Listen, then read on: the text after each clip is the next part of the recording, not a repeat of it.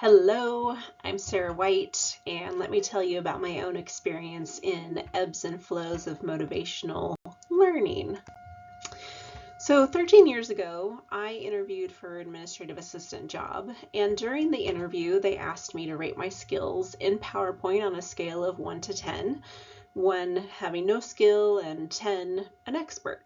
My response, based off of creating PowerPoints from college, I thought I was a very confident 9. Thankfully, they offered me the job, and it turns out I was not as skilled as I thought I was. So the company had relied heavily on PowerPoints for their business meetings. And as part of my role, I was expected to polish and edit those PowerPoints.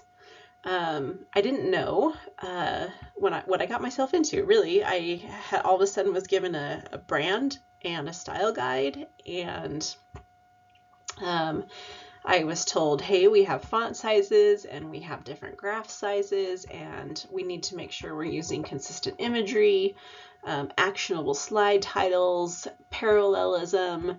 Yes, parallelism. More on that later.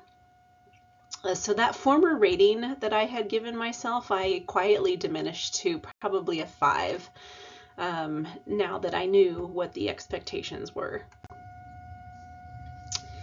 So the company did offer courses on designing and presenting, and the one that truly motivated me was the one that mostly related to my role as an administrative assistant.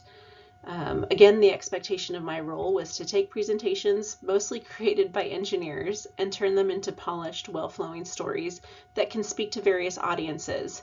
And those audiences include executives, as well as the entire company, which is made up of assemblers, folks from HR, engineers, people in finance, sales and customer service, so a wide variety of different backgrounds. The course was taught in person, and the audience was my cohort of company administrators. It was broken down into 3 categories, which aligned with the company's quality policy of understand, create, simplify. So the first module was understand. The teacher brought in research which included multimedia principles, included the use of words and images, redundancy, why and how these multimedia principles work. In the second module, Create, the teacher provided best practices on data, imagery, when to use animation and when not to use animation, including transitions, and they built upon those multimedia principles.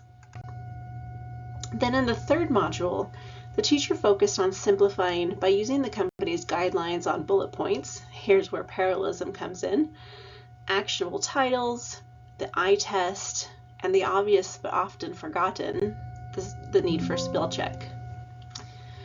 The course spoke to me because it was applicable, relatable, and included the theories on why the multimedia principles worked. So here I am, 13 years later, and I would say I'm a confident 9 now in my skills per the company requirements, but why? My motivation to implement the learning was both intrinsic and extrinsic.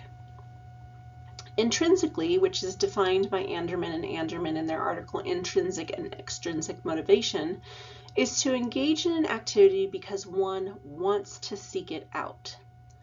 I was motivated to apply what I learned, and I continue to improve my skills creating, editing, presentations. It was something I truly enjoyed doing.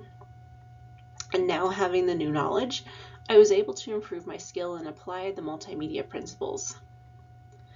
An underlying motivation, I would argue, was extrinsic, which, again, defined by Anderman and Anderman as something motivating a person does beyond the initial intent.